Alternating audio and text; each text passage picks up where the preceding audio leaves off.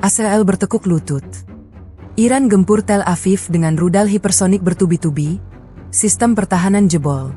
Ketegangan geopolitik di Timur Tengah kembali mencapai puncaknya setelah Iran melancarkan serangan besar-besaran ke wilayah Israel, dengan Tel Aviv menjadi salah satu titik utama yang terdampak. Gelombang serangan ini berlangsung dalam beberapa tahap dan melibatkan berbagai jenis persenjataan, mulai dari drone, rudal balistik, hingga rudal berkecepatan tinggi yang diklaim memiliki kemampuan manuver ekstrim. Serangan tersebut tidak hanya terjadi sekali, melainkan berulang dalam interval waktu yang relatif singkat, menciptakan tekanan berlapis terhadap sistem pertahanan udara Israel. Dalam situasi seperti ini, kemampuan sistem pertahanan diuji bukan hanya dari sisi teknologi, tetapi juga kapasitas menghadapi serangan simultan dalam jumlah besar. Ledakan demi ledakan dilaporkan terjadi di sejumlah titik di sekitar Tel Aviv dan wilayah sekitarnya. Suara sirene peringatan terdengar berulang kali, memaksa warga berlarian menuju tempat perlindungan. Rekaman visual yang beredar menunjukkan kobaran api, kepulan asap tebal, serta kerusakan pada bangunan dan kendaraan di area yang terdampak. Beberapa laporan menyebutkan bahwa sebagian proyektil berhasil menembus sistem pertahanan dan mencapai target di darat. Hal ini memunculkan sorotan tajam terhadap efektivitas sistem pertahanan berlapis milik Israel, yang selama ini dikenal sebagai salah satu yang paling canggih di dunia.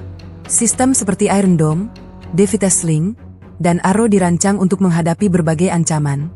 Namun dalam kondisi serangan masif, tantangan yang dihadapi menjadi jauh lebih kompleks.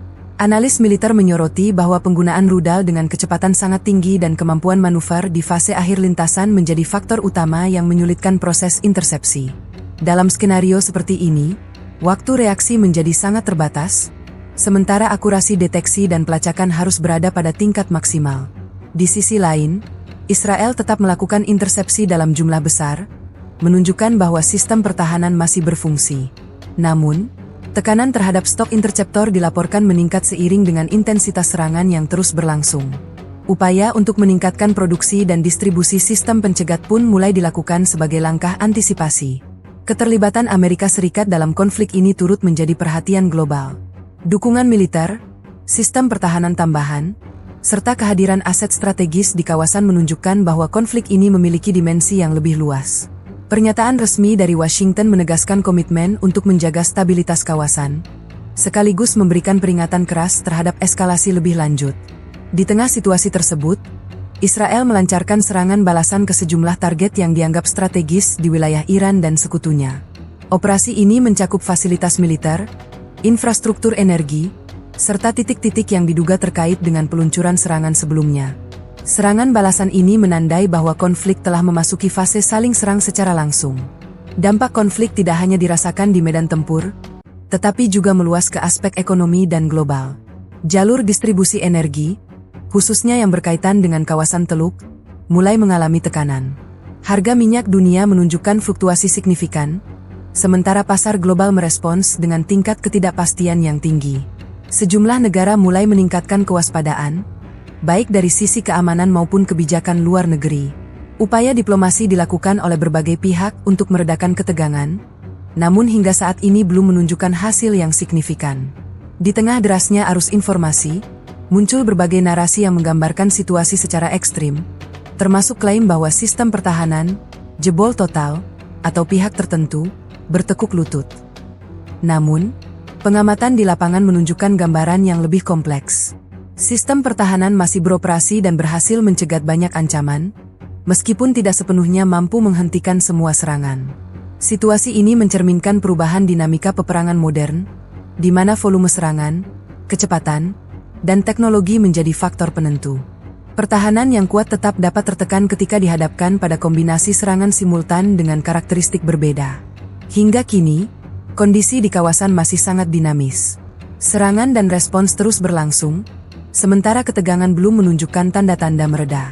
Risiko meluasnya konflik ke wilayah lain tetap menjadi perhatian utama, terutama mengingat keterlibatan berbagai aktor regional dan global. Dunia kini menaruh perhatian penuh pada perkembangan situasi ini.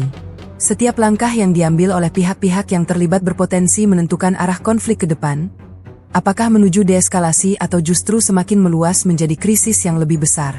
Di sisi lain, Amerika Serikat ikut terlibat dalam dinamika konflik ini, baik melalui dukungan militer maupun tekanan diplomatik. Washington mengeluarkan peringatan keras terhadap Iran, termasuk ultimatum terkait jalur strategis seperti Selat Hormuz yang berdampak langsung pada stabilitas energi global. Serangan balasan juga terus terjadi. Israel melancarkan operasi udara ke berbagai target di Iran, termasuk fasilitas energi dan infrastruktur strategis, sebagai bagian dari respons militer terhadap serangan yang diterimanya. Eskalasi ini memperluas dampak konflik hingga ke negara-negara lain di kawasan, termasuk Lebanon dan wilayah Teluk. Konflik yang berlangsung saat ini tidak hanya berdampak pada aspek militer, tetapi juga mengguncang stabilitas global. Jalur perdagangan energi terganggu, harga komoditas meningkat, dan sejumlah negara mulai merasakan efek domino dari konflik yang semakin meluas. Meski berbagai klaim beredar luas di media sosial, termasuk narasi bahwa sistem pertahanan jebol total atau pihak tertentu bertekuk lutut, fakta di lapangan menunjukkan situasi yang jauh lebih kompleks. Serangan memang berhasil menembus di beberapa titik, namun sistem pertahanan masih berfungsi dan intersepsi tetap terjadi dalam jumlah besar. Hingga saat ini, belum ada tanda-tanda deeskalasi yang signifikan. Kedua pihak terus meningkatkan intensitas serangan, sementara upaya diplomasi internasional masih berjalan di tengah tekanan militer yang belum mereda. Konflik ini kini memasuki fase paling berbahaya, dengan potensi meluas menjadi krisis regional yang lebih besar jika tidak segera dikendalikan.